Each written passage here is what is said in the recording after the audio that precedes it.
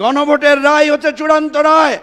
সুতরাং গণভোটের মাধ্যমে বাংলাদেশের মানুষ নতুন রাজনৈতিক বন্দোবস্তের যে ঘোষণা দিয়েছে, যদি সেই রায় বাস্তবায়ন করা না হয়, আবার ৭১-এর মতো মুক্তিযুদ্ধ হবে। গণভোটের রায় বাস্তবায়ন চাই।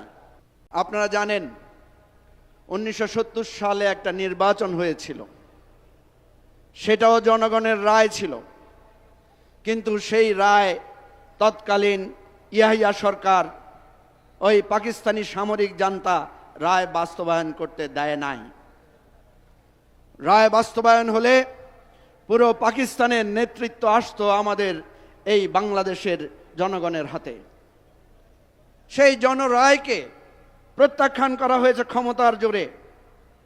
আশ্চর্য হয়ে যাচ্ছি আমরা, ৫৫ বছর পরে এসে বাংলাদেশের এমন এক দলের উপরে আবার পাকিস্তানি জান্তা ভর করেছে, যারা আমাদের গণভোটের রায়কে বাস্তবায়ন করতে দিতে চায় না।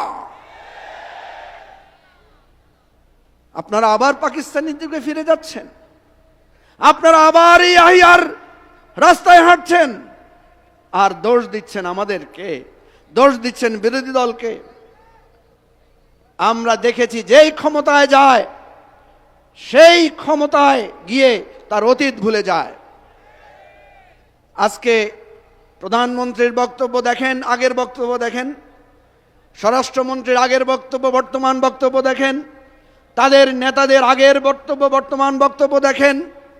ওই গ্রামে গঞ্জে ছাত্রদল, যুবদলের ছোটখাটো নেতাদেরও আগের আচরণ, বর্তমান আচরণ দেখেন, কোনো মিল আছে? যাদের আগের কথা আর পরের কথার মিল থাকে না, এরা কোনোদিন জনগণের আশা আকাঙ্ক্ষার পরিবর্তন করতে পারে না। আমাদের স্পষ্ট দাবি, জনগণ স্পষ্ট করে গণভোটে বলেছে, আপনারা দেখবেন খুঁজলে এখনো গুগলে সার্চ করলে পাবেন, আমাদের গণভোটের যেই ব্যালট ছিল, ব্যালটের সামনে লেখা আছে, আপনি কি জুলাই বাস্তবায়ন আদেশের সাথে একমত, এবং নিম্নোক্ত 4টি বিষয়ে আপনার মতামত হ্যাঁ অথবা না জানান।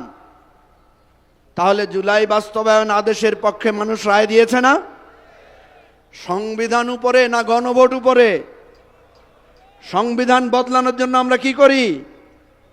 সংবিধান বদলানোর জন্য আমরা গণভোট করি। গণভোটের রায় হচ্ছে চূড়ান্ত রায়। সুতরাং গণভোটের মাধ্যমে বাংলাদেশের মানুষ নতুন রাজনৈতিক বন্দোবস্তের যে ঘোষণা দিয়েছে, যদি সেই রায় বাস্তবায়ন করা না হয়, আবার ৭১-এর মতো মুক্তিযুদ্ধ হবে, আবার সংগ্রাম হবে, লড়াই হবে, জীবন দিয়ে বাংলাদেশকে নতুন রাজনৈতিক বন্দোবস্তে আমরা প্রতিষ্ঠা করব। এটাই আজকের গণসমাবেশের প্রতিজ্ঞা। খোদা হাফেজ।